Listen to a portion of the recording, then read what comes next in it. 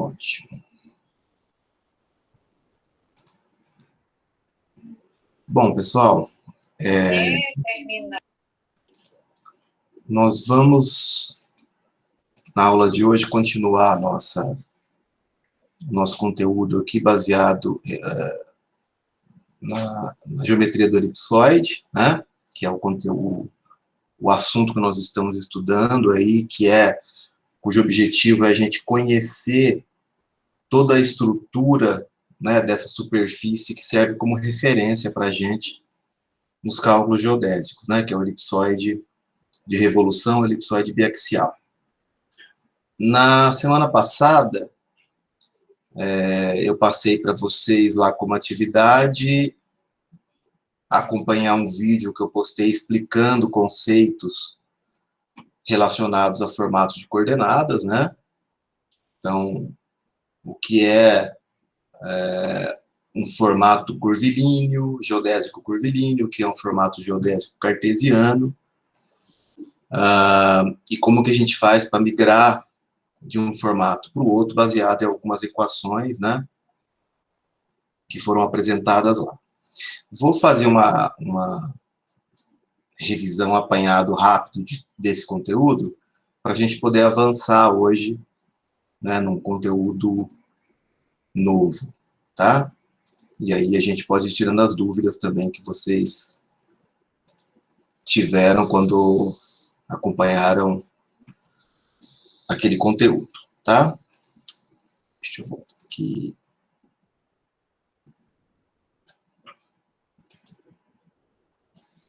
Beleza. Todo mundo enxergando a tela aí? Tranquilo? Sim, está enxergando, professor. Beleza, obrigado.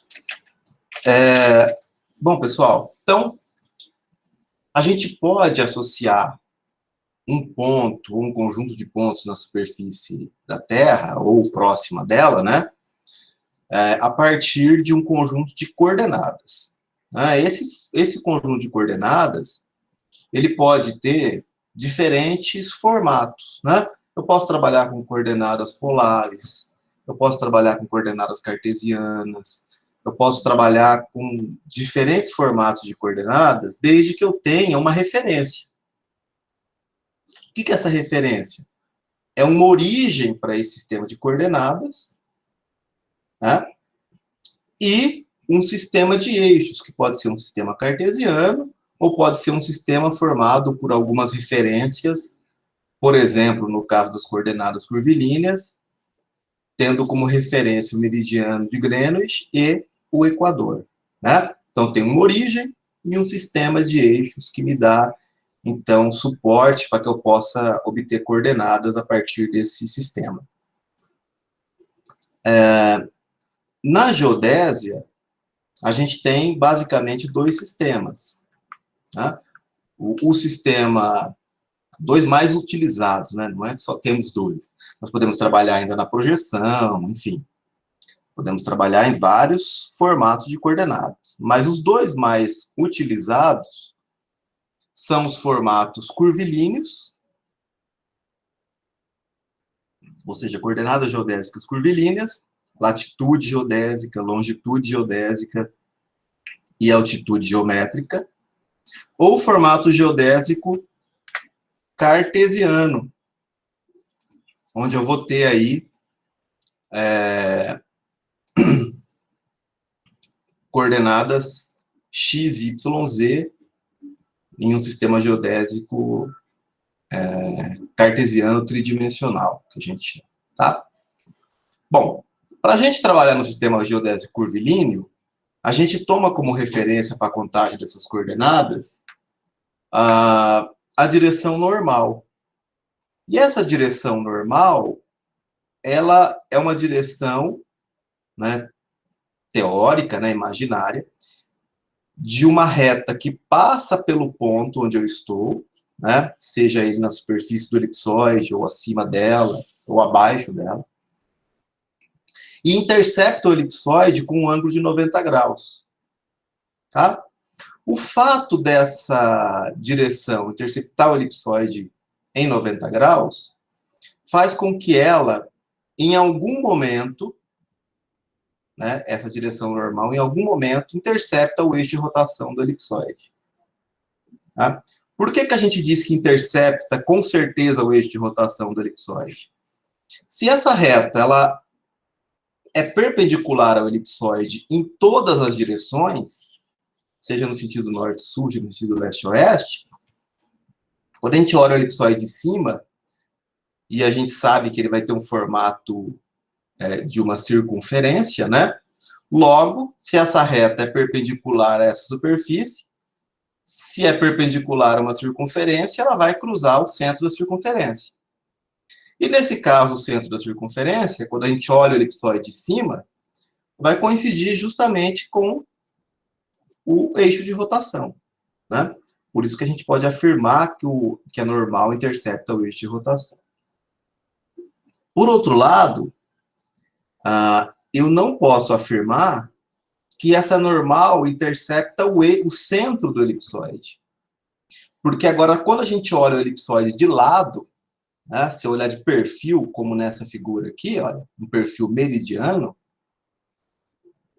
a normal continua sendo perpendicular ao elipsoide. Só que nesse caso, né, quando eu tenho retas perpendiculares a uma elipse, essas retas não necessariamente interceptam o centro da elipse.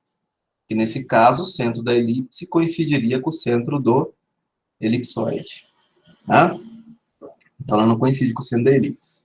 Então, a gente pode afirmar que a normal passa pelo ponto na superfície física, é perpendicular ao elipsoide e cruza o eixo de rotação do elipsoide em algum lugar. Tá? Em algumas situações, ela vai cruzar também o centro do elipsoide.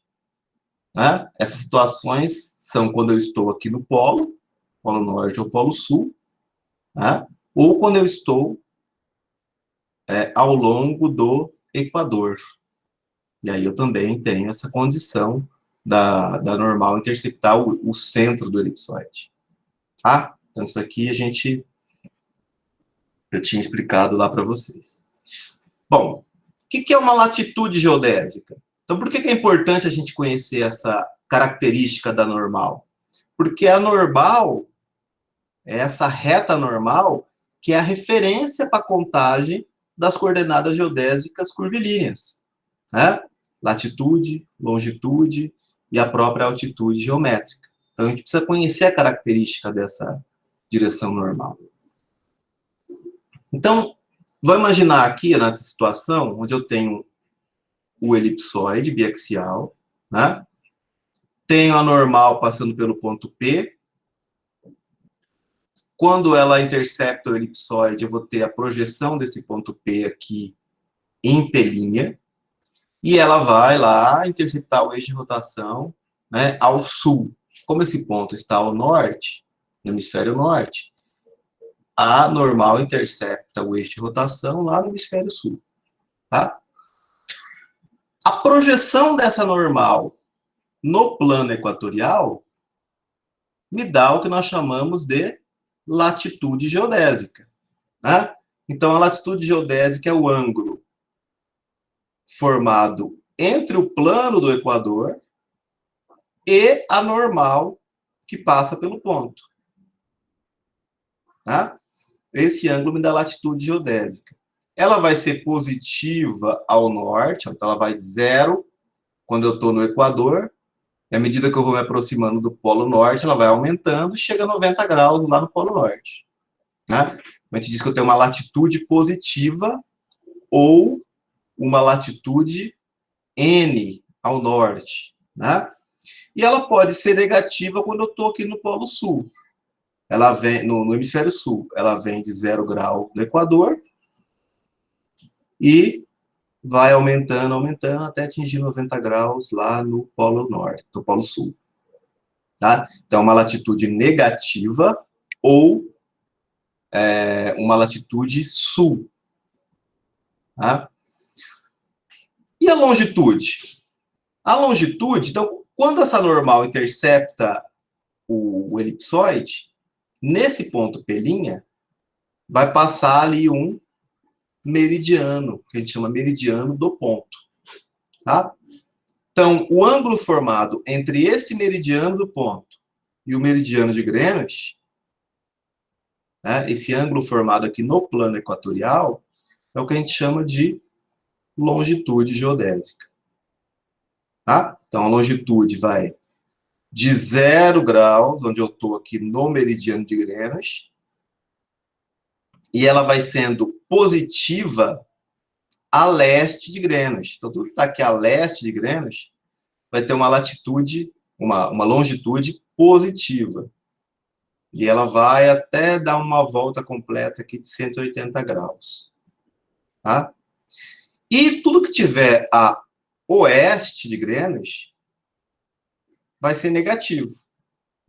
Então, de 0 a 180 graus, negativo a oeste de Greenwich. Tá? Então, a gente costuma também associar a longitude, o valor, né? E a letra E, representando que o ponto está a leste de Greenwich, ou a letra W, né? Representando que o ponto está a oeste de Greenwich. Né? E de este, W de oeste. Ou, simplesmente, L de leste e O de oeste.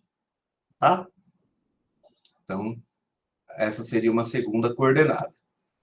E a terceira coordenada curvilínea é justamente a altitude geométrica, que é a altitude contada a partir da superfície do elipsoide até o ponto que eu estou considerando, na superfície física. Tá? E ela é medida ao longo da linha normal.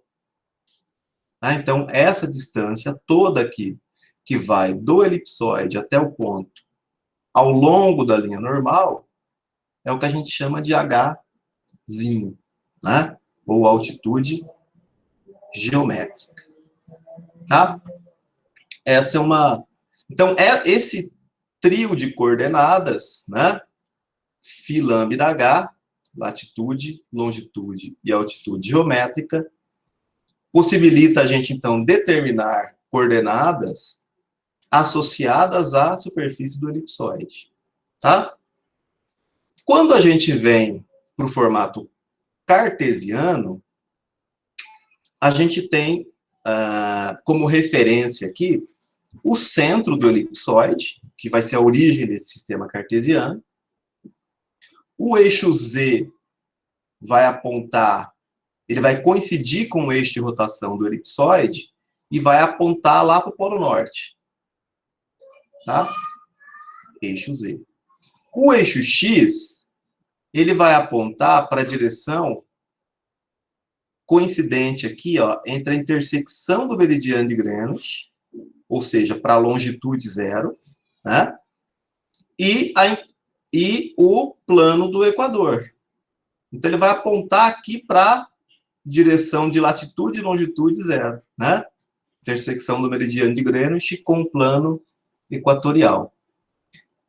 Isso eu vou ter o eixo X. E o eixo Y vai tornar um sistema que a gente chama de sistema destrógeno, né? Que eu expliquei para vocês aqui nessa figura, olha. Eu aponto o polegar para o eixo Z, os demais dedos para o eixo X, o eixo Y sempre vai estar saindo da palma da mão.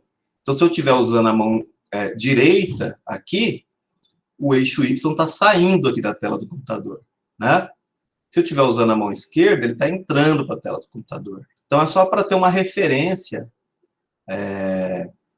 para a contagem positiva ou negativa do eixo Y, né?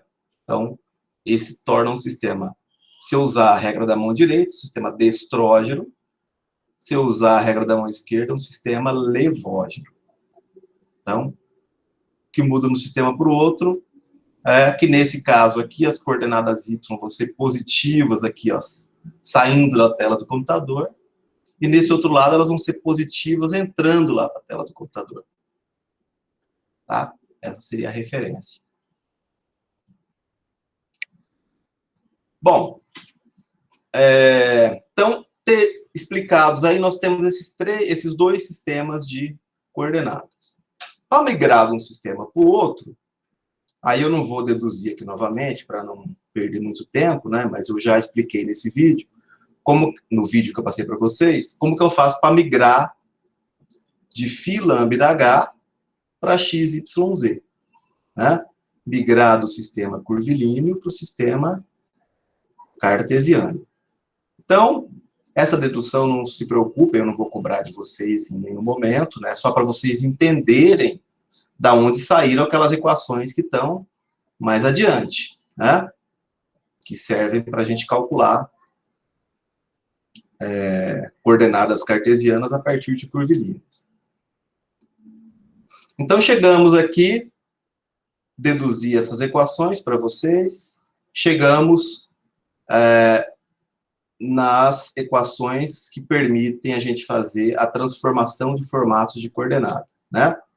Aqui do lado esquerdo, para migrar do curvilíneo para o cartesiano, e aqui do lado direito, para migrar do cartesiano para o curvilíneo.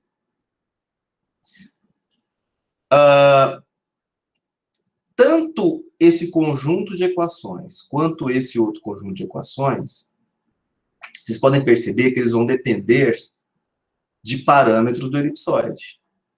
Tá? Então, aqui, ó, eu preciso da grande normal, que é calculada dessa forma, então ela envolve semi-eixo maior, envolve o achatamento que entra no cálculo da excentricidade, né? Então, são parâmetros do elipsoide. Aqui, também, ó, quadrado da segunda excentricidade, semi-eixo menor, semi-eixo maior, quadrado da primeira excentricidade, né? Então, tanto esse conjunto quanto esse outro conjunto de equações, eles vão depender do elipsoide que está sendo usado. Tá? São sistemas de coordenadas atrelados ao elipsoide. Se eu mudo o elipsoide, mudam também as coordenadas. Tá? Um sistema, vamos pensar aqui num sistema cartesiano, como esse, ó. Aqui, sistema cartesiano. Vamos imaginar que ao invés de eu usar esse elipsoide aqui, eu uso o elipsoide um pouquinho maior. Tá? Mas com a mesma origem. Então, se eu usar um elipsoide um pouco maior, mas com a mesma origem, eu não mudo as coordenadas x, y, z. Tá? Porque a origem do sistema e a orientação deles continua sendo a mesma.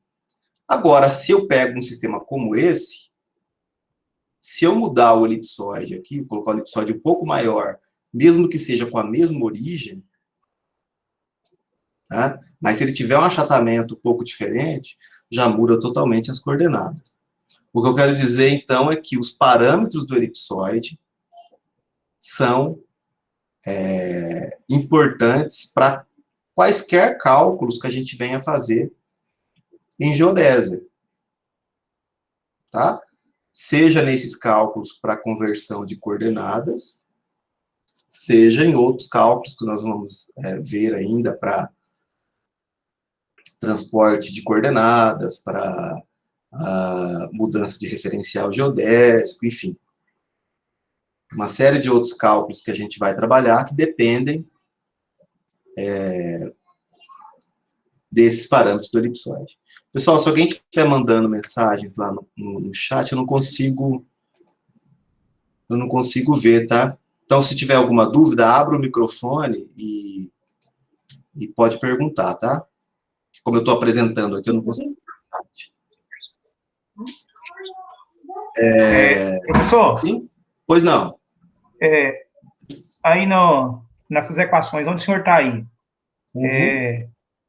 Aí, φ igual a arctangente, aí, seno lá na frente, lá, seno de θ, professor? Isso. É seno ao cubo de θ. Ah, é? Que é esse θ aqui, ó. Hum. Tá? Hum. Então, você precisa calcular esse teto. Então, na verdade, o cálculo aqui tem que ser da forma inversa. Você calcula esse ρ primeiro, que vai ser raiz quadrada de x quadrado mais y quadrado. X e y são as coordenadas, né? Você tá de x, y, z e quer ir para φ lambda h. Então, você conhece x, y, z, né? Então, raiz quadrada de x quadrado mais y quadrado me dá esse ρ. Com esse ρ, eu venho aqui e calculo esse θ. Esse θ aqui, na verdade, é uma aproximação para a latitude que você quer calcular. Então, é como se estivesse fazendo um processo iterativo, tá? Você calcula esse θ maiúsculo, mais adiante você vai calcular esse φ, que é um refinamento desse. Tá? Ah, sim. Certo. Então, esse θ, ele é arco tangente de z, z é a coordenada z do ponto, vezes a, que é o semi-eixo maior do elipsoide, né? Dividido por esse ρ que a gente acabou de calcular, vezes o b, que é o semi-eixo menor do elipsoide. Tá? Calculei o θ. Aí esse θ, ele permite eu calcular a latitude do ponto, e ele porque a latitude do ponto é um refinamento desse θ, né? Então esse θ já vai ser muito próximo do valor da latitude. Então a latitude vem como arco tangente de z, novamente a coordenada z do ponto, mais e' ao quadrado. E' ao quadrado é o quadrado da segunda excentricidade, que a gente já viu como calcula, né? Lá nos parâmetros do elipsoide. Vezes o b, que é o semi-eixo menor. Vezes, aí o que você perguntou lá, ó, seno ao cubo de θ, que é esse θ que a gente calculou mais lá adiante, mais lá anteriormente, né? Dividido por ρ, tá aqui embaixo, menos quadrado da primeira excentricidade, vezes o semi-eixo maior, vezes o cosseno ao cubo do θ novamente. Tá? Com isso, a gente tem o valor da latitude. Então, conseguimos calcular a primeira incógnita aqui, que é a latitude. A longitude é só fazer o arco tangente de y sobre x. Y é a coordenada y do ponto, x é a coordenada x do ponto, que já são conhecidas, né? E a altitude geométrica é ρ, tá aqui embaixo, dividido pelo cosseno da latitude, que a gente acabou de calcular, menos n, que é a grande normal. Essa grande normal, dada por essa equação aqui, tá? Nos dois tipos de coordenada, o cálculo da grande normal é pelo mesmo caminho, então. É pelo mesmo caminho. E a grande normal, tanto a grande normal quanto o raio... Essa grande normal é chamada de grande normal, ou raio de curvatura da seção primeiro vertical. Ele é um raio de curvatura que nós usamos, porque como o elipsoide não tem uma curvatura constante, dependendo de onde eu estou, eu vou ter uma curvatura diferente. Então, a gente aproxima um raio para aquela região, tá? Como se fosse o raio de uma esfera modelo. Então, por isso que a maioria dos cálculos geodésicos, quando envolve o elipsoide, vai ter esse n.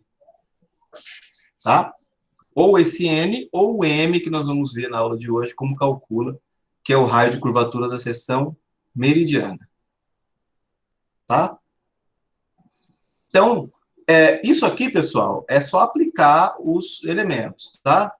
Depois eu vou fazer um vídeo, eu fiz uma planilha aqui, deixa eu mostrar para vocês.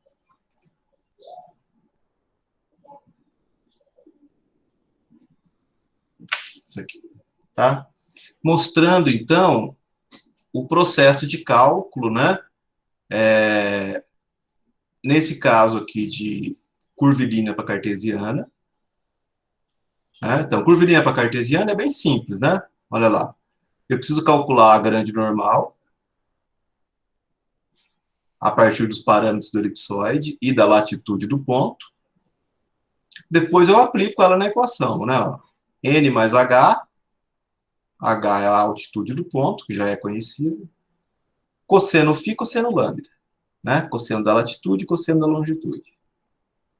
O Y, N mais H, cosseno φ, seno lambda. Só muda aqui o de cosseno para seno. E o Z, N, 1 menos E quadrado. Isso aqui, ó, N vezes 1 menos E quadrado é o que a gente chama de pequena normal, tá? Então, só esse produto aqui vai me dar a pequena normal. Mais o H vezes o seno da latitude. Então, isso aqui não tem muito segredo, né? O que vocês têm que tomar cuidado aqui é na hora de realizar o cálculo. Porque aqui, por exemplo, no denominador da grande normal, vocês têm seno ao quadrado da latitude, que é diferente de seno da latitude ao quadrado, né? Então, esse seno ao quadrado da latitude, você vai pegar o seno da latitude e elevar tudo isso ao quadrado, tá? Eu não posso simplesmente pegar lá na minha calculadora e fazer seno da latitude, colocar isso ao quadrado sem colocar um parênteses antes, né? De tudo isso. São coisas distintas. Então, esse cuidado tem que tomar porque é um erro muito comum, tá? De ocorrer. Outra coisa importante, essa grande normal, ela é um raio de curvatura, que é uma curvatura aproximada do elipsoide, tá? É o raio aproximado do elipsoide, se a gente considerasse ele uma circunferência, uma esfera, né? Em algum ponto. Se ele é o raio aproximado do elipsoide, ele vai coincidir, ele vai ser muito próximo do valor do semi-eixo maior, tá? Ou do semi-eixo menor. Então, se eu calcular isso aqui, ele vai ter que dar algo em torno de 6.378.000 metros, né? Que é o valor do o valor, vamos considerar assim, o valor médio do semi-eixo maior, que a gente viu para cada elipsoide tem um, né? Mas vai ser algo em torno de 6.378.000 metros. Então, se eu calcular N, ele vai ter que dar próximo desse valor. Não calculei o N lá, deu 3 milhões alguma coisa, tá errado, né? Então, não faz sentido, eu errei no cálculo. Porque ele vai ter que dar próximo do valor de A, tá? Então, tem que tomar cuidado com isso. Então, nessa planilha aqui, depois eu vou fazer o vídeo mostrando como que eu montei ela. Eu faço aqui para o elipsoide do Sirgas, né, entrando com seus parâmetros, semi-eixo maior e achatamento. A gente calcula os outros parâmetros, tá? Olha lá, o inverso do achatamento, o semi-eixo menor, todas as equações vocês já viram, né? Por exemplo, semi-eixo menor aqui é A menos AF, né? Primeira excentricidade, que é raiz quadrada de 2F menos F ao quadrado. Quadrado da primeira excentricidade, que é 2F menos F ao quadrado. Tá? Calculei os parâmetros necessários do elipsoide. Entro com as coordenadas curvilíneas, olha lá, latitude, longitude e altitude geométrica. Se a gente for trabalhar no Excel ou em qualquer outro software de MATLAB, Octave e tal, você vai ter que entrar com essas coordenadas, ou entra no formato decimal, como esse, ou já entra no formato em radianos. Ao invés de entrar em graus, você entra em radianos. Porque todos os cálculos, seja no Excel, seja no Octave, seja no MATLAB, para você fazer o seno, o cosseno, a tangente de um valor, né, esse valor vai ter que estar em radianos, senão ele vai dar errado. Se for na calculadora, não, né? Na calculadora de vocês, você já entra com o valor em graus. Graus, minutos, segundos. Se for no software, tem que entrar em radianos. Tá? Então, transformar de graus para radianos, todo mundo sabe, né? Multiplica por π e divide por 180. A altitude não precisa, que ela já é dada em unidade métrica. Calcula aquela grande normal, ó. Aqui, né? A1 menos e quadrado, seno ao quadrado de φ elevado a meio.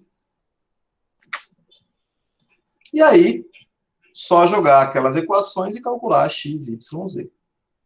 Tá? Muito simples esse cálculo. Né? O cálculo inverso, então aqui eu usei as mesmas coordenadas, ó, que eu entrei aqui, e saiu em cartesiana, eu entrei com essas em cartesiana para ver se volta na curvilínea, tá? Então, eu entrei aqui com aquelas mesmas coordenadas cartesianas, os parâmetros do elipsoide são os mesmos, ó. Aqui eu só acrescentei o quadrado da segunda excentricidade, porque precisa nessa equação, tá? Nessas equações. Eu só acrescentei ele. Mas o restante são os mesmos da primeira planilha. Calculo ρ. Esse ρ, ó, raiz quadrada de x quadrado mais y quadrado. Depois calcula o θ. Ó, calculo ρ. Depois calculo o θ. Esse θ já vai ser o valor da minha... o valor aproximado da minha latitude, e aquele já vai estar em radianos. Tá? Então, eu posso utilizar esse valor nas outras equações. Então, calculou o ρ e o θ. Olha lá, o ρ e o θ.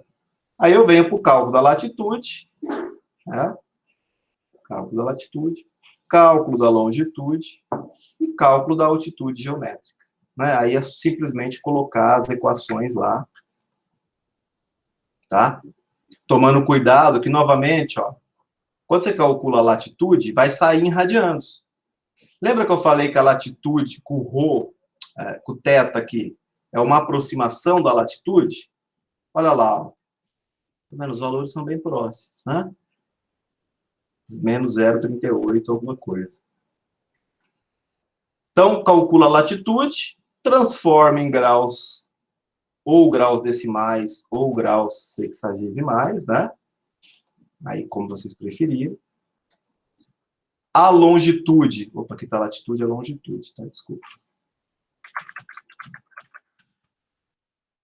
A longitude também vai sair em radianos. Também transformo para graus. Né? Para esses... Agora, para o cálculo da altitude, eu preciso da grande normal novamente. Tá? Calcula a altitude. Então, só para conferir, ó. Menos 22,0714. Olha lá, menos 22,0714. Então, eu saí daqui, gerei essas cartesianas. Aí, aqui na outra planilha, eu entrei com as cartesianas, estou voltando nas curvilíneas, né? A 51, 10, 21. 51, 10, 21. Certinho.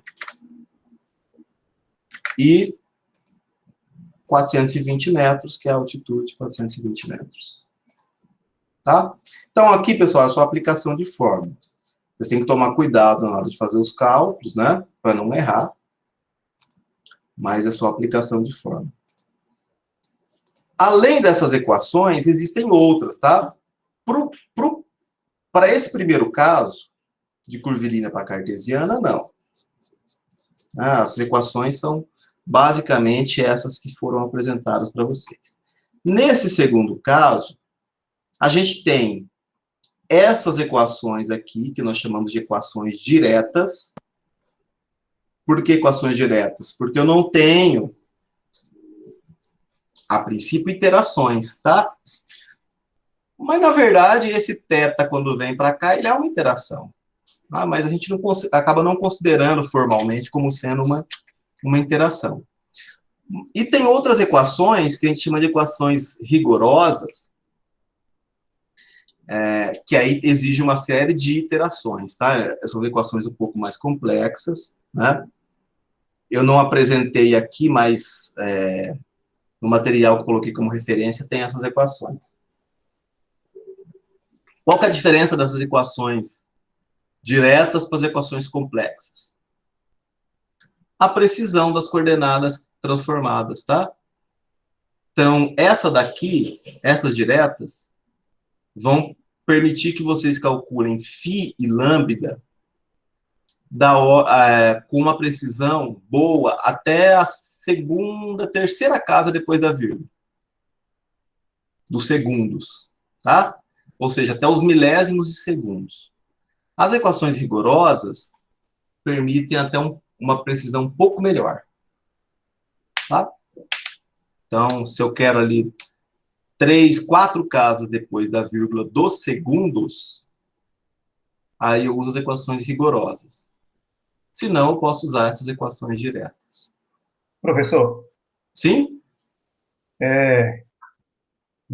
usando essas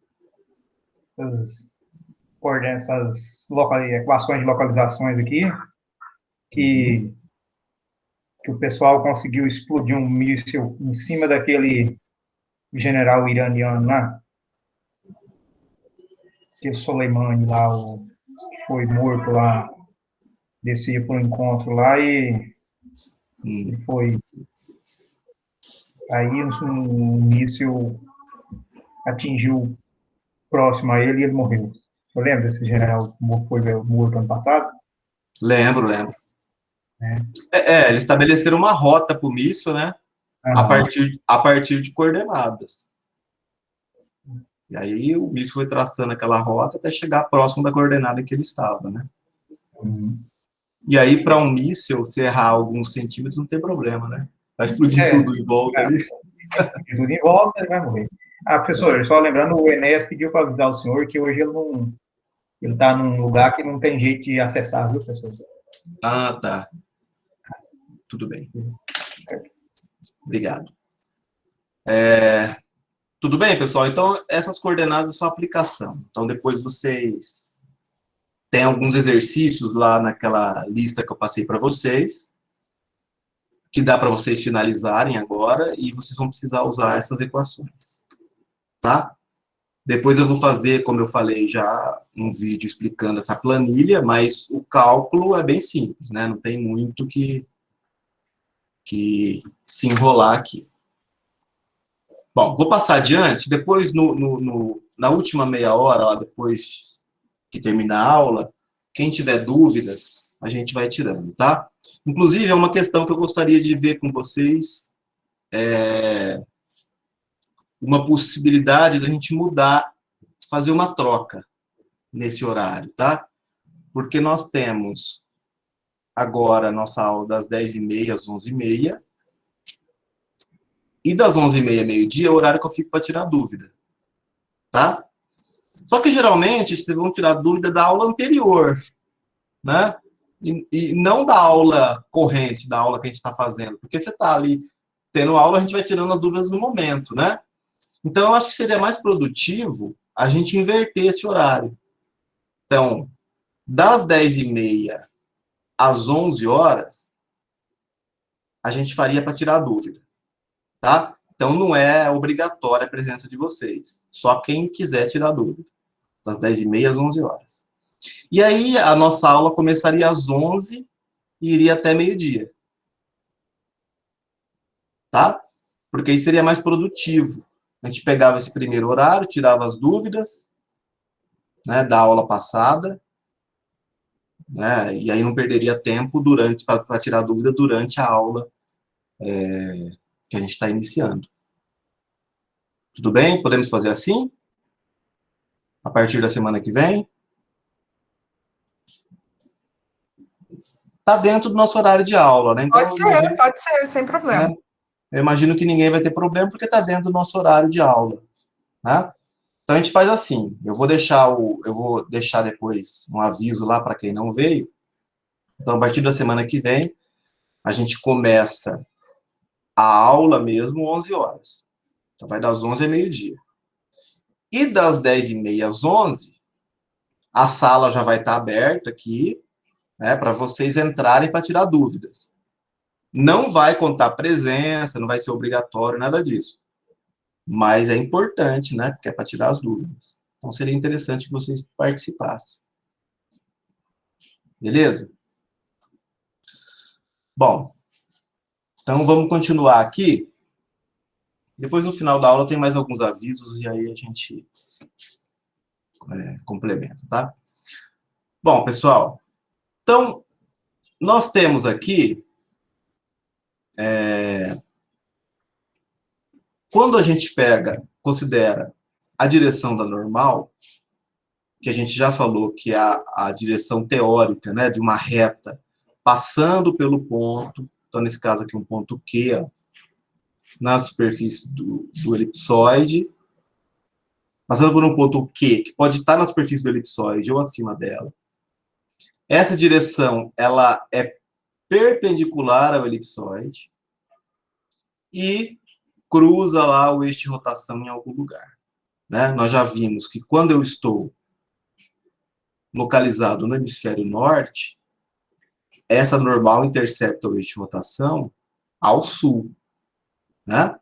E quando eu estou aqui no hemisfério sul, essa normal vai interceptar o eixo de rotação ao norte, tá?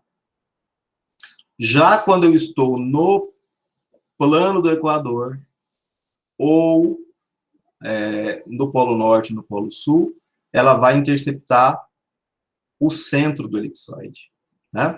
Nessas situações aí. Essa normal, ela pode ser decomposta em dois valores, né, que são importantes para a gente em geodésia.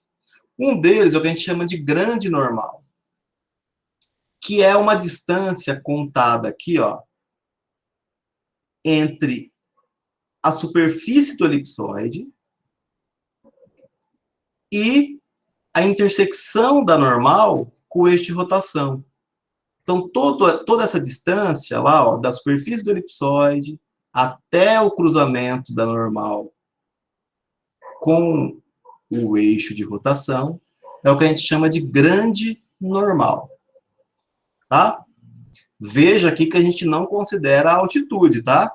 Então, se esse ponto Q, vamos pegar esse exemplo aqui, ó. Deixa eu voltar aqui.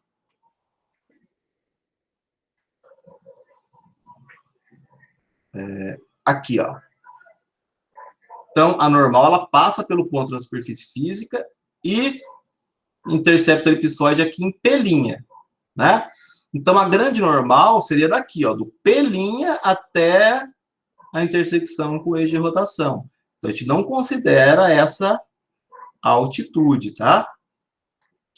Então, a nossa referência para contagem é a partir da superfície do elipsoide. Tá bem? Então, da superfície do elipsoide até a intersecção com o eixo de rotação, a gente tem a grande normal. E existe ainda a pequena normal, que ela vai aqui, ó, da superfície do elipsoide até o cruzamento com o plano do Equador, tá? Com o plano equatorial. Então, daqui da superfície do elipsoide até o cruzamento da normal com a linha do Equador, a gente tem a grande normal, que nós chamamos de N', tá? A grande normal, nós já vimos a equação lá para calcular, né? Eu não vou deduzir essa equação aqui, mas... Aliás, eu vou deduzir aqui, mas não vou cobrar que vocês, né, compreendam a dedução. Mas ela vai ser calculada por A, né, que é o seno maior, dividido pela raiz de 1 menos E quadrado, seno ao quadrado de φ. Então, ela depende dos parâmetros do elipsoide e depende da latitude.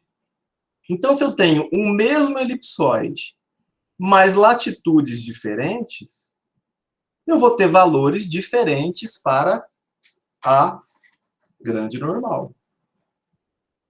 Aí eu pergunto para vocês, Se eu tenho a mesma latitude e longitude diferente, muda o valor da grande normal?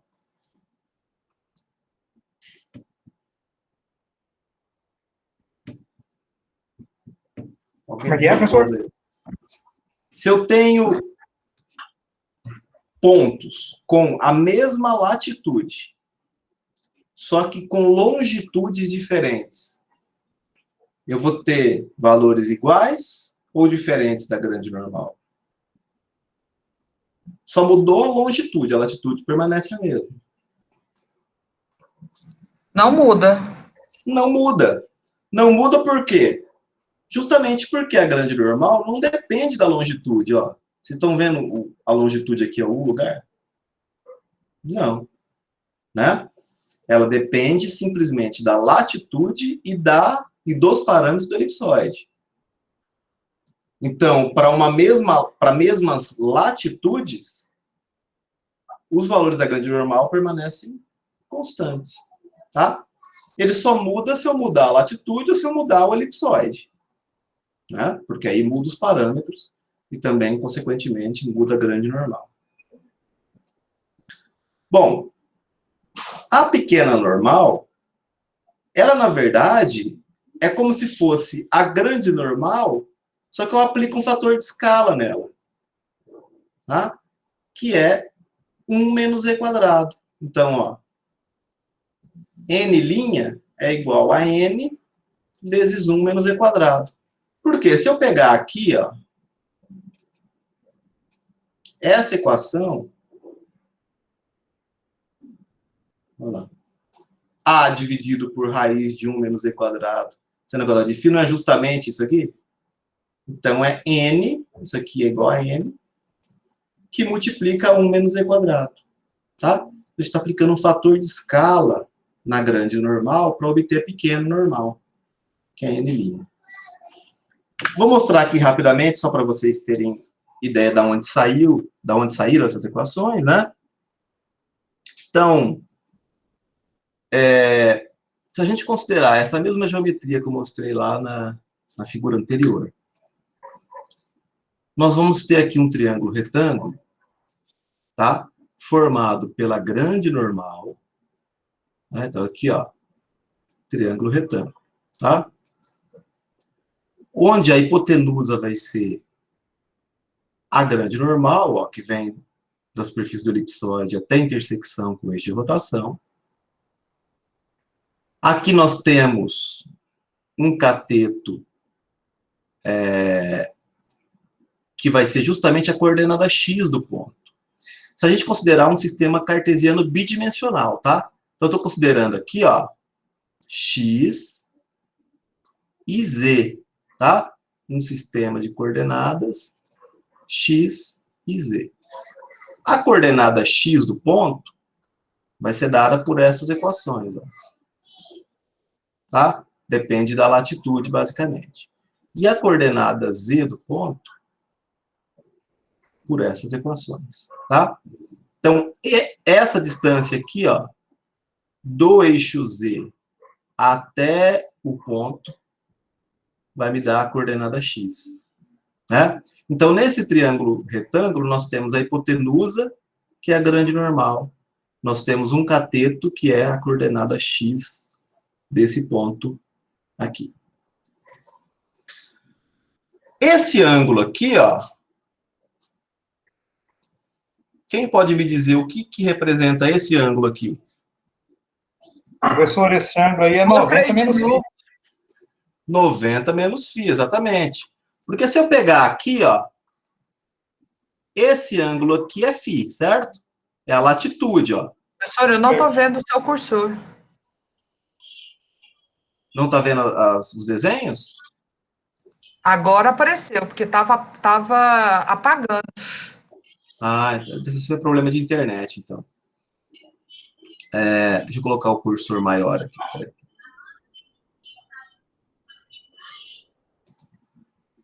Acho que isso aqui melhora, né? Oxe, se melhora. Então, olha, esse ângulo θ é justamente a latitude do ponto, né? Olha lá, a latitude não é o ângulo que vai do plano do equador até a normal?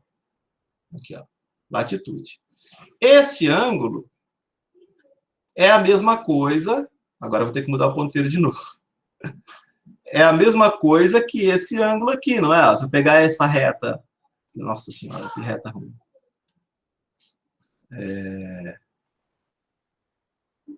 Deixa eu apagar aqui. Fazer de novo.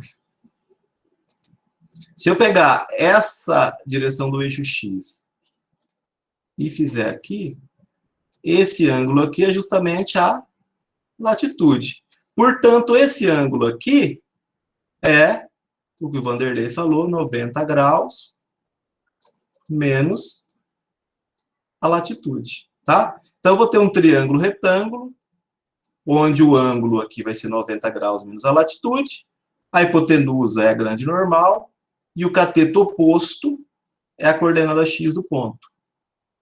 Então, eu posso usar uma relação aqui de seno, né, onde o seno do ângulo, né, que é 90 menos φ, é igual cateto oposto, que é a coordenada x do ponto, dividido pela hipotenusa, que é a grande normal.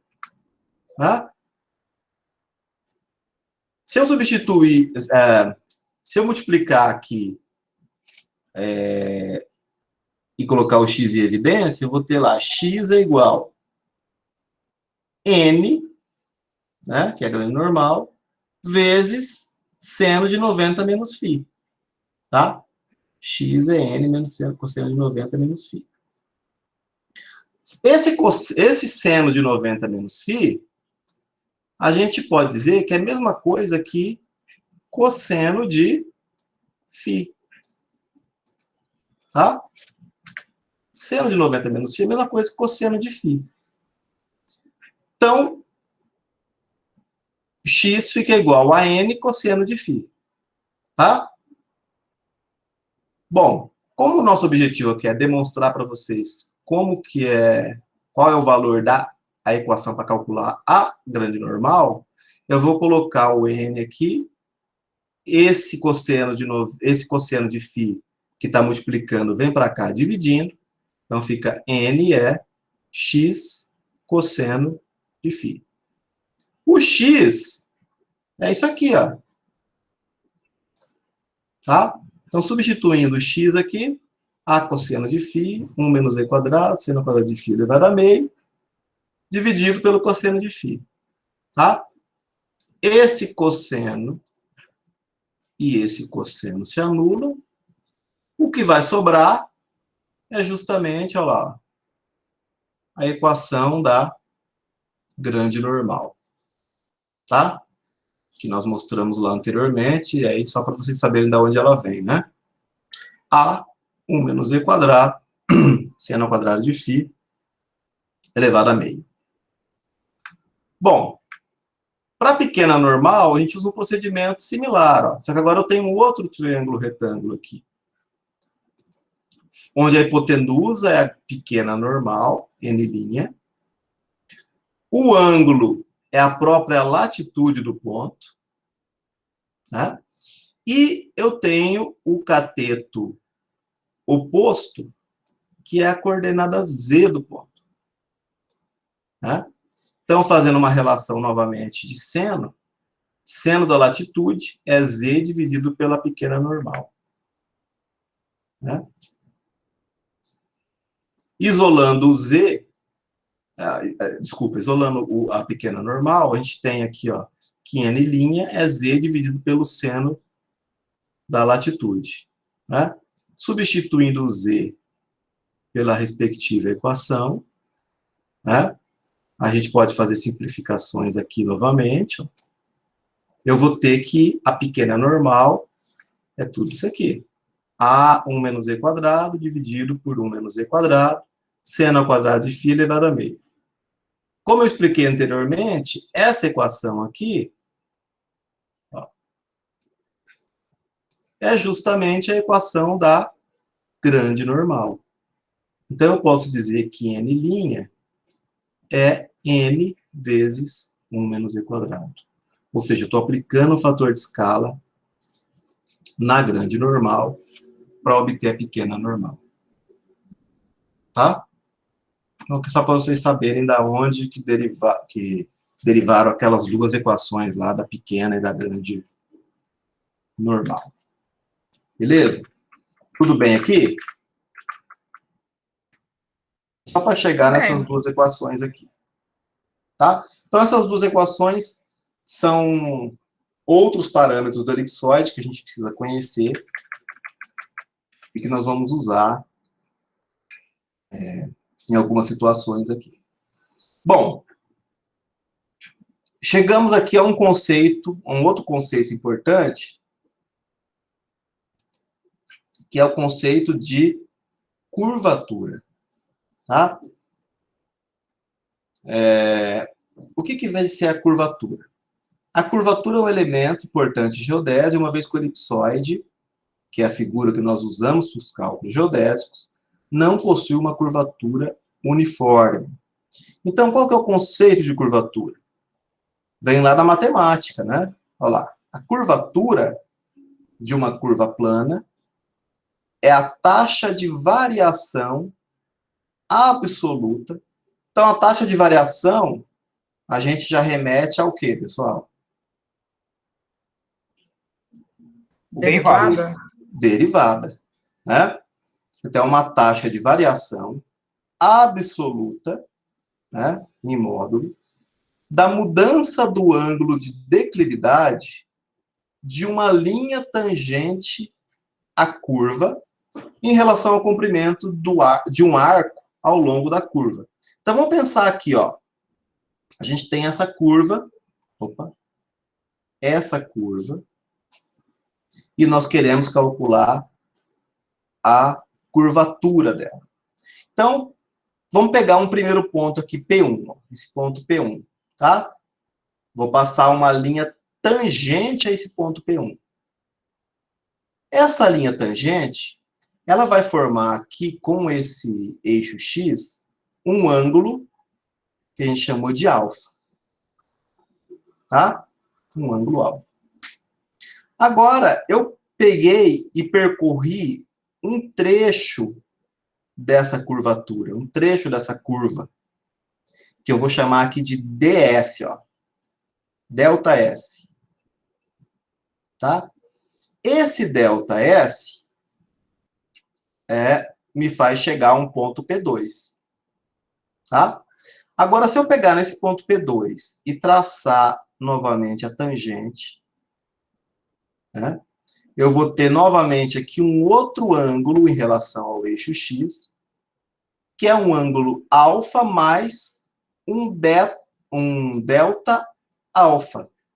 Ou seja, eu tive uma variação de comprimento aqui ao longo da curva, que vai me dar uma variação desse ângulo alfa. Tá? Se eu pegar um terceiro ponto aqui e fizer o mesmo processo, calcular novamente um dφ, um ds, e novamente um d alfa, se essa curvatura fosse constante, essa relação entre d alfa e ds também seria constante. Tá? É o que ocorreria, por exemplo, se essa curva aqui fosse uma circunferência. Tá? Se eu fosse pegando diferentes valores de ds e d alfa, a proporção entre d alfa e ds seria constante, tá? Isso em uma curvatura constante, que seria ali numa circunferência, por exemplo. Tá? Então, o que é essa taxa de variação? É justamente, ó, a derivada desse d alfa, delta alfa, em relação ao delta S. Isso em módulo. Então, variações no comprimento da curva em relação a variações desse ângulo formado por linhas tangentes à curva. Tá? Imagino que alguns de vocês já tenham até visto isso aqui em alguma disciplina, né? O pessoal da matemática com certeza deve ter visto. Então, é uma taxa de variação. Se essa variação, se esse K é constante, indica que a curvatura é constante. Se esse K varia, indica que a curvatura também está variando, tá? Se a gente pegar o elipsoide, nós vamos ter certas direções em que esse K vai ser constante, tá? Se a gente pegar a direção dos paralelos, por exemplo, se eu caminhar ao longo do paralelo e for pegar diferentes DS, né? Diferentes segmentos de arco de paralelo, a gente vai ver que esse K vai ser constante. Por que vai ser constante? Porque nós já vimos que os paralelos são circunferências, não é isso? Então, a curvatura ao longo dos paralelos vai ser constante. Mas e ao longo dos meridianos? Que forma nós vimos que os meridianos têm? Quem pode me relembrar aí? Elipses, né? Aí a curvatura vai ser variável. Aí a curvatura vai ser variável. Tá? Professor, lá nas circunferências, né, são todas concêntricas, né? Aí por isso que o K é constante, não é isso? Não porque elas são concêntricas, mas sim porque são circunferências. Se elas são circunferências, quando a gente fizer essa relação aqui, ó, de ΔS em relação à variação do ΔA, isso aqui vai ser sempre constante. Tá? Mas não é no fato delas serem concêntricas, mas sim o fato delas serem circunferências com curvaturas constantes. Tá? Tá certo. Certo? Bom, então esse conceito de curvatura é importante para a gente, tá? A gente vai ter que analisar curvaturas em segmentos do elipsoide e aí em diferentes direções também, tá? Se eu falei para vocês, se eu pegar na direção do meridiano, eu vou ter curvaturas que vão variando. Se eu pegar na direção do paralelo, eu vou ter curvaturas constantes, né? Então,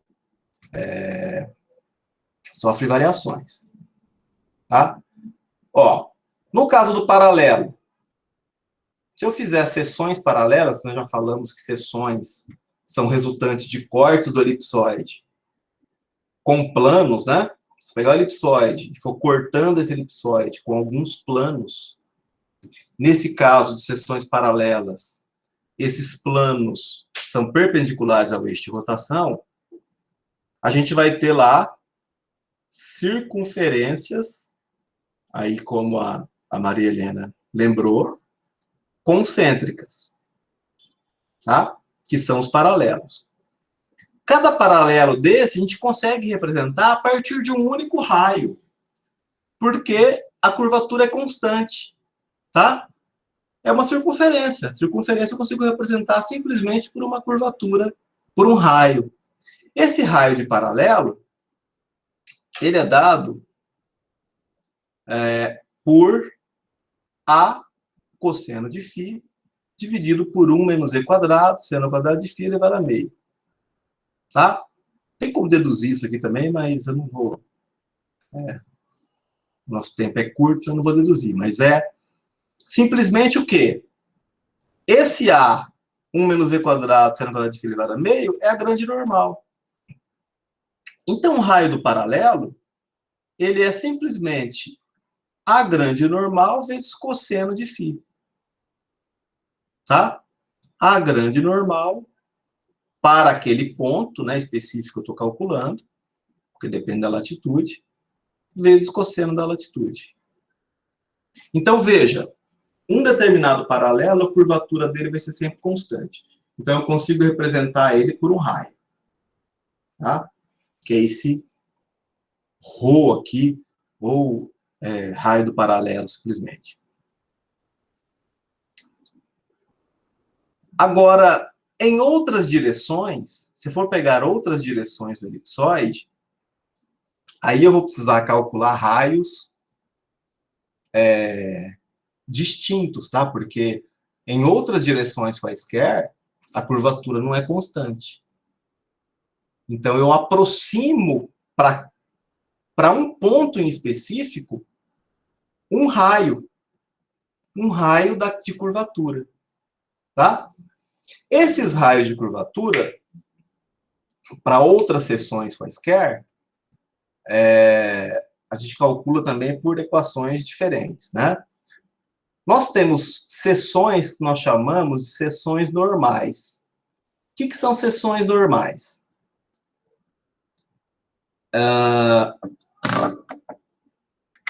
Deixa eu tirar o compartilhamento só para vocês poderem entender. Opa.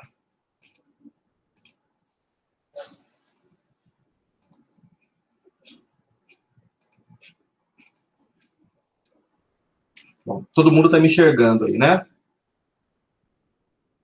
O que é uma seção normal? Então, vamos pegar o seguinte, pessoal. Vou imaginar que eu tenho aqui o meu elipsoide, tá?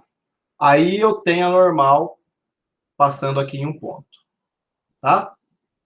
Se eu pegar essa normal e imaginar um plano que contém essa normal, então olha lá. Tá vendo aqui que eu tenho um plano que contém a normal, certo? Esse plano, a intersecção desse plano com o elipsoide vai gerar o que nós chamamos de seções normais. Tá?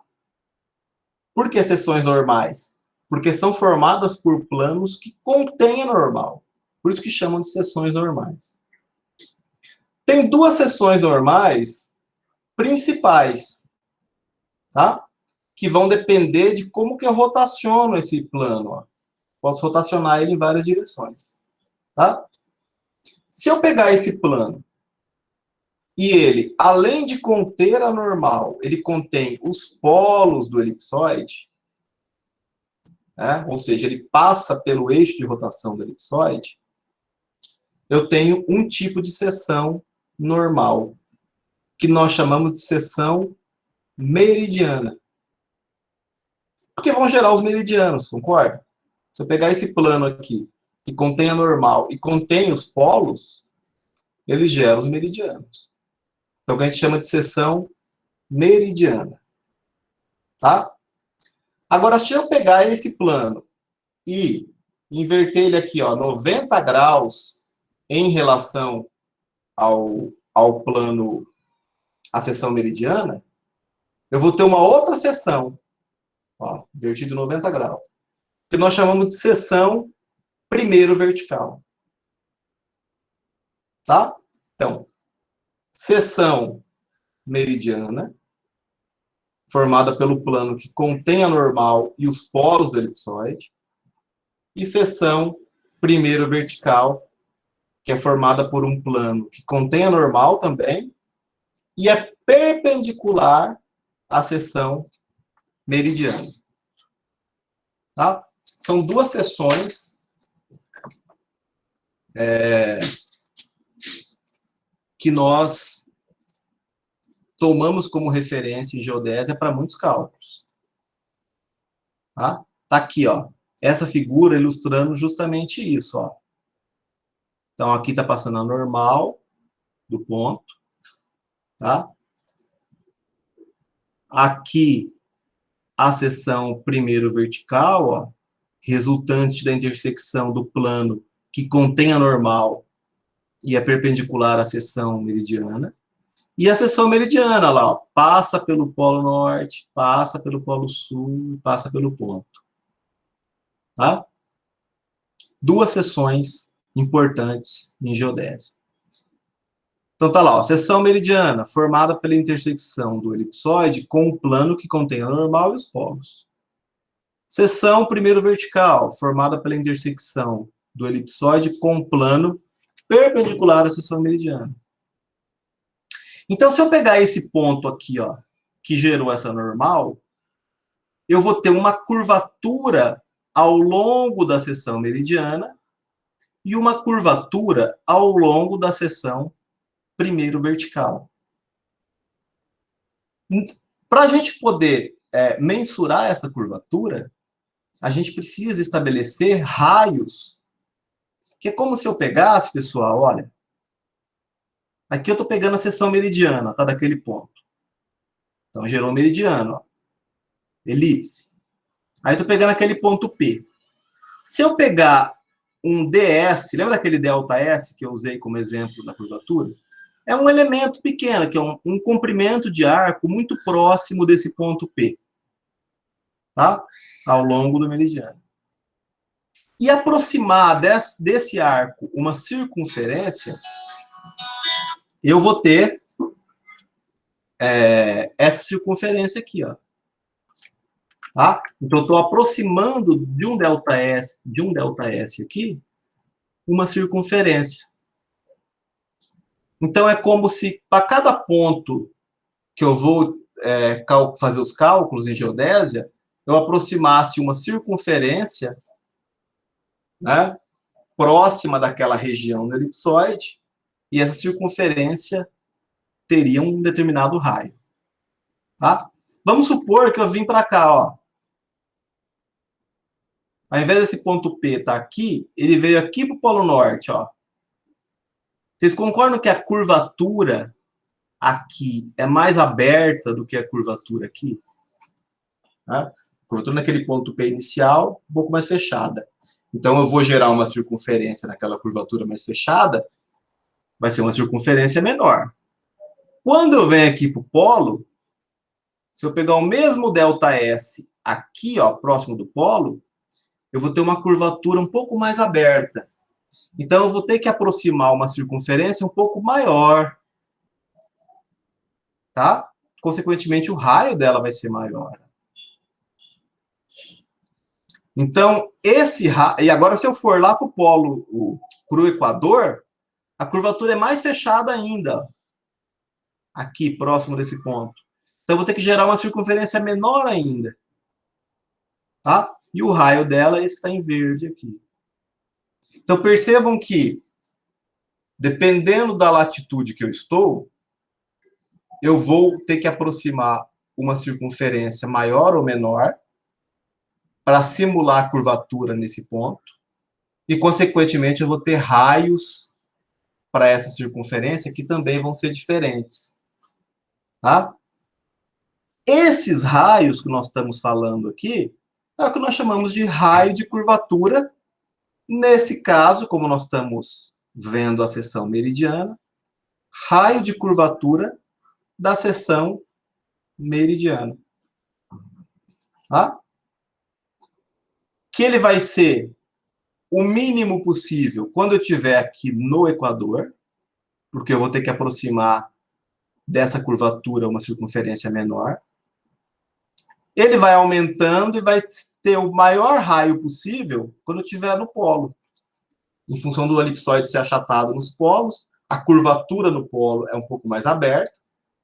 Eu preciso aproximar uma circunferência um pouco maior para modelar essa curvatura. Consequentemente, o raio aqui é maior. Tá? Que é esse M aqui, ó. A gente representa esse raio pela letra M.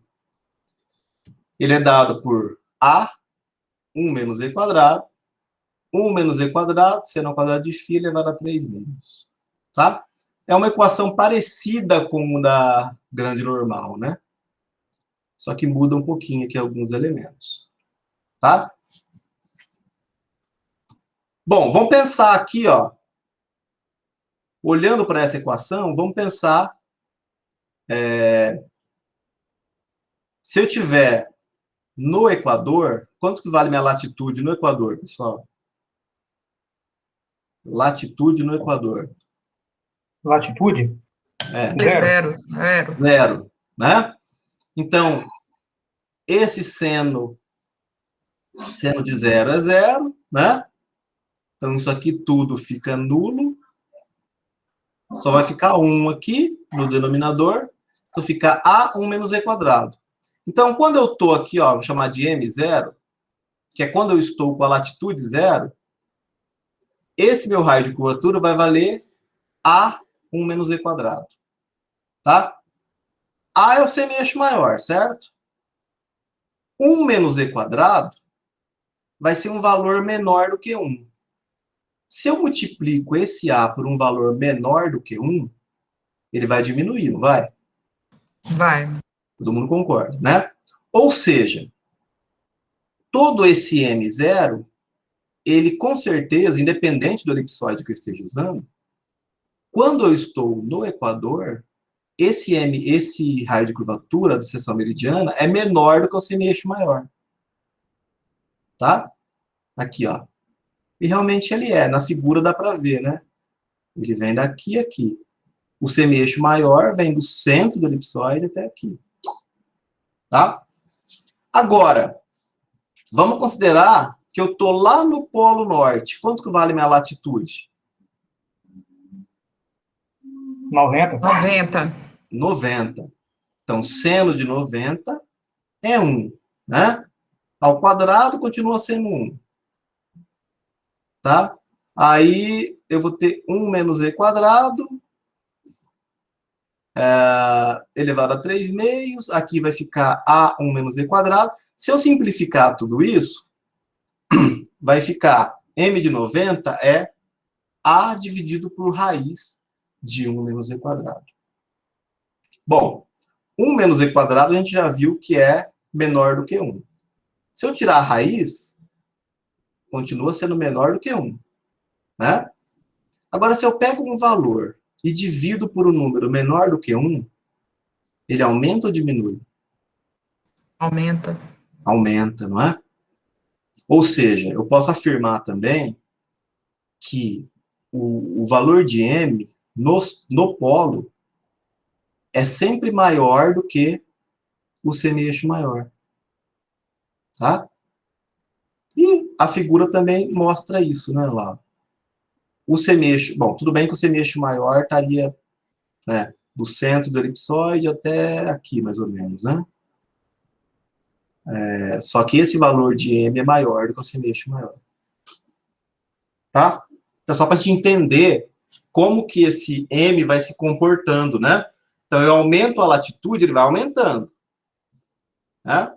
O valor mínimo está lá no equador. E o valor, que é menor do que o semi-eixo maior. E o valor máximo de m está lá nos polos. Onde ele vai ser maior do que o semi-eixo maior. Tá? Então, veja, pessoal, que tudo que nós vamos fazer de agora em diante, quando considerarmos curvatura, é estar aproximando circunferências, ou, se a gente pensar em 3D, aproximando esferas, né?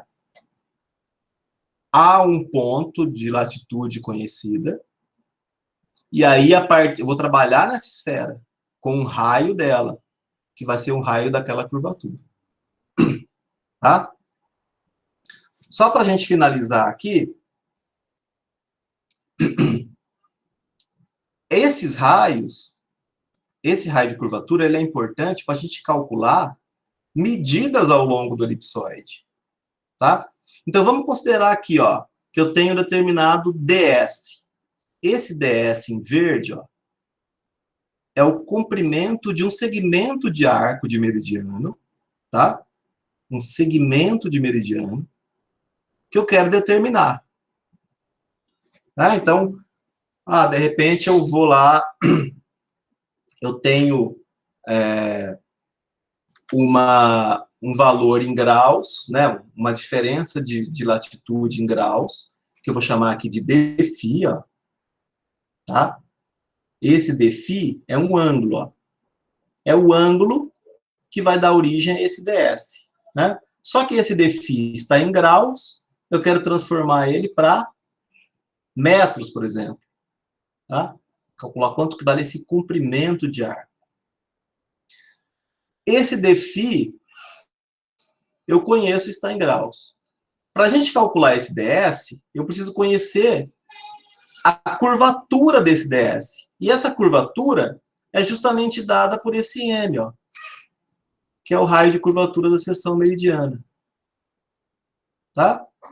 Então, eu vou ter um dφ em graus, o ds, que seria esse valor correspondente aqui na superfície do elipsoide, e esse m, que é o raio de curvatura que eu vou estar considerando para essa região.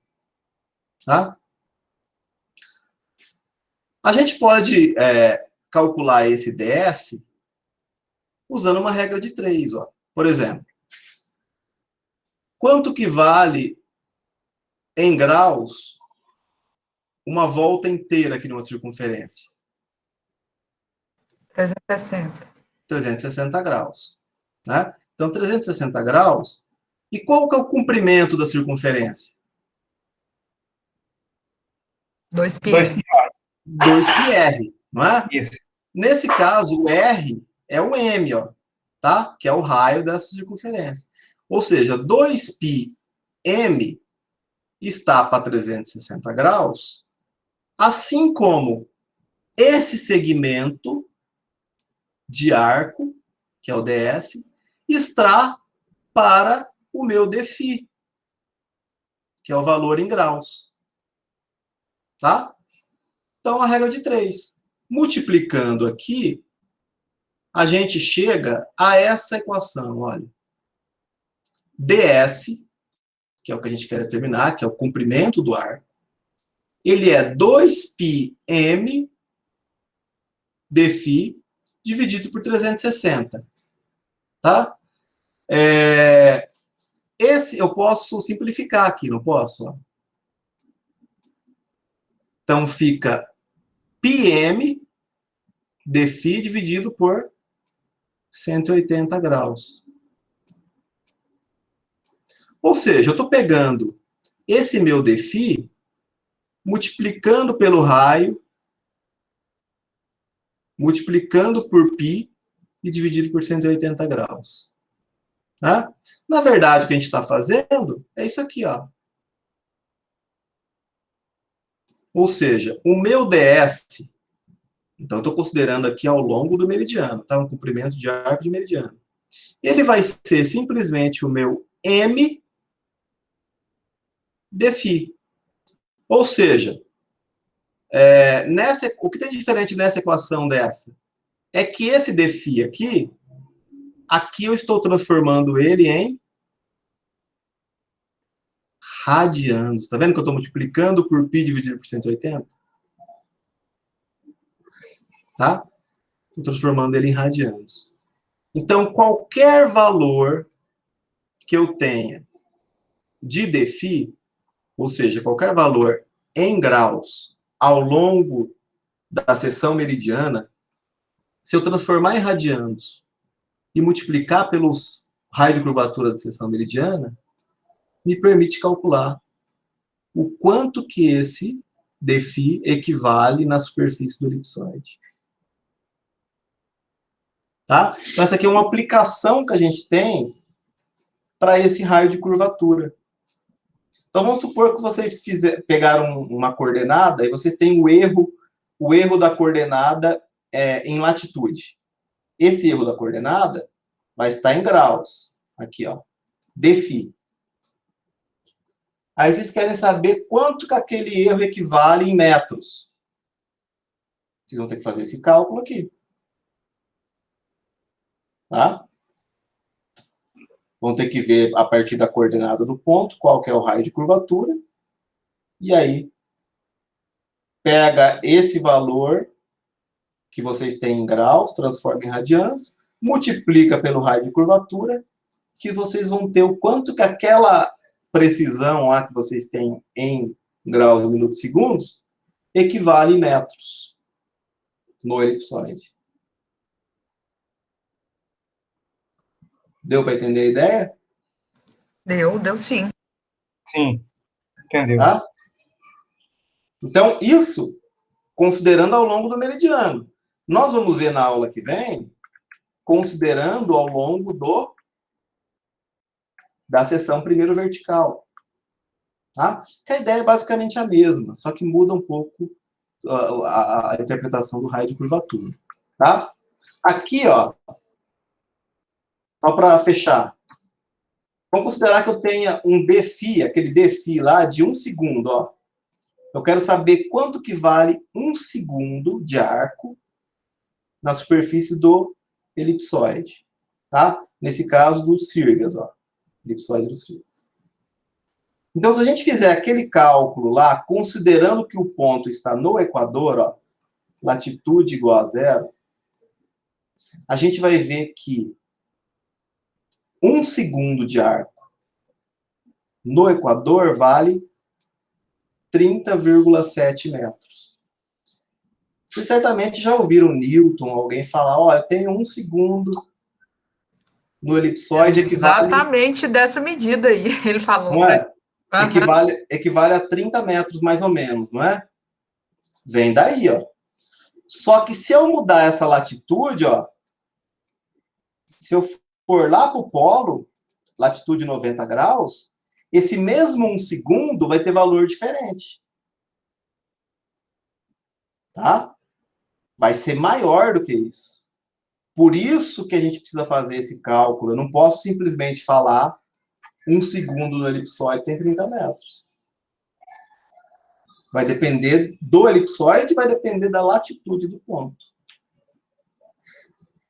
Tá? Então, depois, fica aí para vocês tentarem, só para vocês tirarem a dúvida, faz esse mesmo cálculo, considerando o mesmo ΔΦ de 1 segundo, só que para a latitude 90 graus. Tá? Vocês vão ver que esse delta, esse ds meridiano, vai ser maior, tá? Vai ser próximo de 31 metros. Tá? Vai ser um pouquinho maior. Beleza, pessoal? É um pouco complexo, assim, por isso que eu falo, ó, tem que agora chegar, dar uma estudada, rever essa aula que está gravada, tira as dúvidas, tá? Se precisar de alguma ajuda só, dá um toque lá no nosso fórum, tá? Por isso que eu falei, professor, que para aquela atividade eu tive que ficar parando e voltando para ver o vídeo, porque são muitos conceitos novos sendo colocados, né? E tem que assimilar, tem que enxergar no desenho, porque senão decoreba e você não sabe exatamente onde que está. Tem que enxergar. E abstrair 3D aqui não é fácil. Quando a gente está na aula presencial, eu ainda levo uma esfera de isopor e a gente vai tentando mostrar ali. Agora, aqui é mais complicado, né? Eu mostrando aqui, não dá para vocês terem a mesma percepção, né, que teria se estivesse lá. Mas eu procurei fazer essas figuras, né, para melhorar a interpretação. Tá? Mas deem uma recapitulada depois e a gente vai trabalhando isso. Bom, então finalizamos isso. Só vai faltar o raio de curvatura da seção primeiro vertical para a gente fechar esse assunto. Então, na aula que vem nós já vamos fazer aquele esquema de começar às 10h30 com dúvidas. Então, estudem esse conteúdo. Sim? Não pode fazer, eu posso fazer uma sugestão, assim, de necessidade pessoal, às vezes mais alguém tem a necessidade também. Eu se observo, mais gente saiu da aula antes, né? Uhum. Cada um com a sua justificativa. Não seria possível esse momento de dúvida ser antecipado para as 10 e ficássemos de 10 às 10h30, para a aula começar às 10h30? Mas vocês não têm aula antes? Então, a nossa turma oficial, a nossa aula é de legislação, aí a aula é de 8h15 às 9h15. Eu não sei por aí que ele não é da nossa turma, não sei se ele tem aula até às 10, mas na nossa turma nós estamos liberados a partir das 9h15. Então, esse momento de esclarecimento de dúvida poderia, sem prejuízo nenhum, começar às 10, que aí nós ficaríamos com a nossa aula das 10h30 às 11h30, e no caso, igual foi hoje, se precisar se estender em alguma eventualidade, se estende até meio-dia. Não, pode ser. Aqui, para mim, vocês tinham aula antes e até 10h15. Teve um dia que vocês tiveram, acho. É porque foi reposição. Ah, tá. Extra. Ah, então foi isso. Você não acha, Vanderlei e Naira? Eu concordo. Também concordo. Aquele dia foi reposição, inclusive nós esquecemos de falar que o senhor tinha aula no mesmo horário, tá? Que a professora pediu para poder marcar o horário de reposição e nós esquecemos de avisar ela, ó, o João Paulo tem aula nesse horário, e marcamos com ela, tá? E aí a reposição chocou com o senhor. Ah, certo. Não, tá bem. Então eu vou colocar isso aqui lá no grupo do WhatsApp e no Moodle. Aí vocês vão respondendo lá, porque aí tem gente que já saiu, né? Isso. E aí todos confirmam se pode ser esse horário. Podendo ser, para mim, tudo bem. É porque eu acho que nessa turma aqui hoje só tem 2 que não são oficialmente da nossa turma, que são Vitor e a Camila. Os demais são da turma e estão nessa aula de legislação das 8h15 às 9h15, igual eu falei para o senhor. Não, beleza, para mim sem problema. Ótimo. Tá? Você vai colocar no grupo do WhatsApp lá, então, a sugestão? Vou colocar. Aí nós votamos, né? E é isso, aí vocês vão colocando lá. Se tiver alguém com problema, aí a gente vai ter que fazer no horário da aula mesmo, né? Mas se não, a gente pode adiantar, não tem problema não. Tá certo. Tá? Outra coisa, com relação àquela atividade 3, já dá para vocês irem finalizando, tá? O senhor já abriu lá para postar a outra parte? Ou vai abrir ainda? Não, eu vou abrir ainda porque vai faltar, só vai ter um exercício que vai faltar essa parte de raio de curvatura da seção primeiro vertical. Por isso que eu não abri ainda. Eu esperava terminar esse conteúdo hoje, né? Aquela que o senhor pediu para fazer até a 3, é? Isso. Agora vocês podem fazer mais. Acho que só vai faltar a última, que não vai dar para fazer, que depende do raio de curvatura que nós vamos ver na aula que vem. Tá? Mas o restante já dá para fazer. Certo. Tá? E aí eu depois, na semana que vem, eu abro para vocês postarem lá. Então tá bom. Tá bom? E aí depois nós vamos ter que marcar uma atividade de avaliação, Vai ter? que provavelmente vai ser daqui 2 semanas, tá? Vai ter atividade de avaliação, então, professor? Vai ter. Tá Vai ser certo. daqui umas 2 semanas, tá? Essa da semana passada não foi atividade. Assim, vai valer como atividade, né, complementar, mas não é avaliativa. Avaliação é outra coisa, tá? Certo. Câmara Beleza? aberta. Então, não vou exigir isso, não. Eu vou colocar um horário, né, para vocês fazerem, que nem foi o esquema dessa última. Vocês vão ter um horário aberto e um horário, né, para finalizar. Teve problema? Me fala, tá? Mas fala para mim, tá, pessoal? Não adianta ir lá falar para o Domingos, numa situação, teve aquele problema, na semana passada teve gente que teve problema com a internet, teve gente que não conseguiu fechar o formulário. Falando comigo, a gente resolve, né? Aí, por exemplo, aquele dia eu estava no Hospital do Câncer, né? Naquele horário, viajei 350 quilômetros, tive que viajar 350 quilômetros, não tinha como eu responder para vocês naquele dia. Né? Então, tem que ter uma paciência aí também, que eu nunca fui de a ferro e fogo com vocês sabem disso. Vocês pedem para mudar data de entrega, eu mudo. Nunca fui assim. Então, tem uma compreensão, tá? A gente, às vezes, não pode responder numa hora. A gente responde depois, tá? Mas a gente vai se organizando. Tudo bem? Então, é isso, tá? Se vocês tiverem alguma dúvida, vão postando lá e a gente vai ver essa questão da mudança de horário. Beleza? Beleza. Beleza, professor. Até a próxima. Tchau. Até. Tchau. Até mais. Até. Oi? Tá vendo? Agora nós estamos vendo a utilidade da álgebra. Né? Você vê? Tá vendo? Não, e é bacana, né, rapaz? Eu gosto muito de geodésia, assim. Eu sou suspeito de falar, mas é uma aplicação bacana, né? Você vê essas questões de curvaturas, cálculos, derivadas, você aplica tudo aqui, né? Abraço, professor. Legal. Abraço, tchau. Tchau, com Deus.